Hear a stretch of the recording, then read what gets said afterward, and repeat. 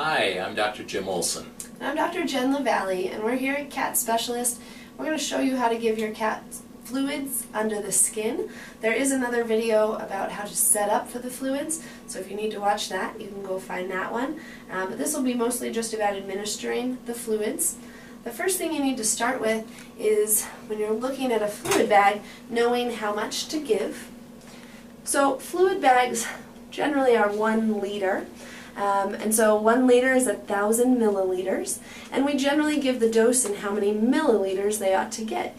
So this 1,000 is broken down so that you'll have 0 to 1, which is 0 to 100 milliliters, 100 to 200, 200 to 3, and so on. You'll see that the space between the 1 and the 2 and the 8 and the 9 are different, and that's just because of how the fluids hang in the bag. But each of these is an equal increment. And so right now this fluid bag is at about 50. And so if we wanted to give him 50 mils of fluid, we go from here to the 1. If you were going to give 100 mils of fluid, you go from here to between the 1 and the 2. Or 150, you go from here to the 2. So it requires a little mental math. But I do think that we have a good setup and a good start here. This is a fairly full bag.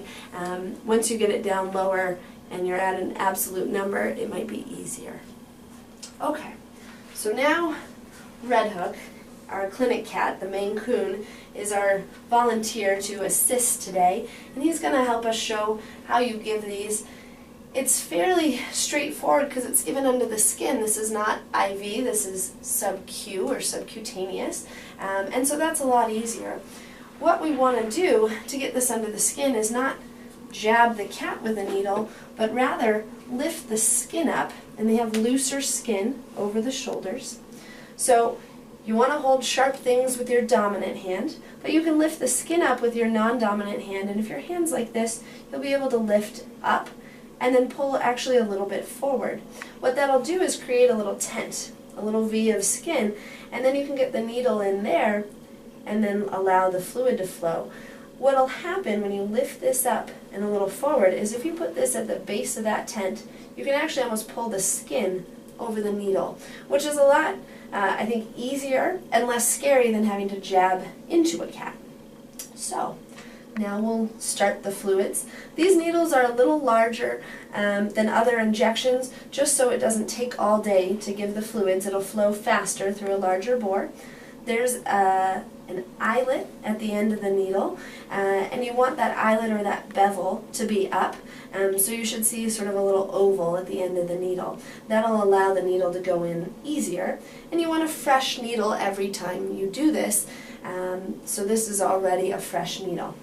So I stand behind the cat, I'll lift up the skin here, I'll move it forward just a little bit, put the needle at the base, and then pop the skin over that.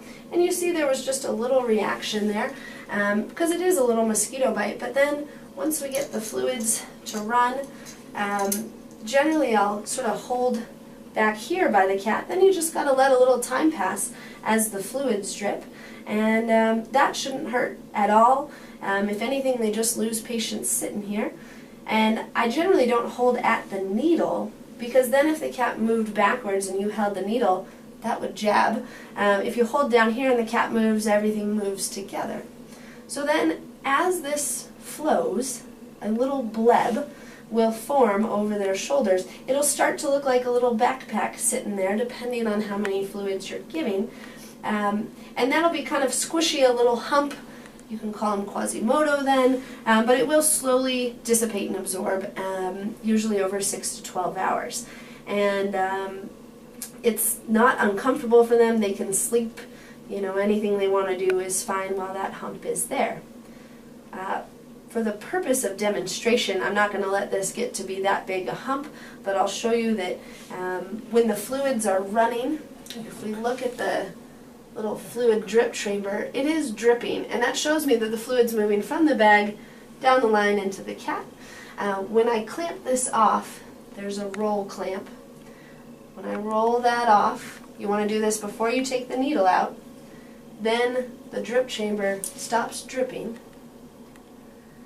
And now that it's not flowing, we can take the needle out. When you do this, it's kind of nice to pinch around the skin as you pull the needle out, because it can drip. There's a hole in the skin and it can drip, and then you can sort of massage that area, make it more comfortable, and almost always there's a few drips of fluid that will leak out of that, and don't be alarmed by that, that's okay.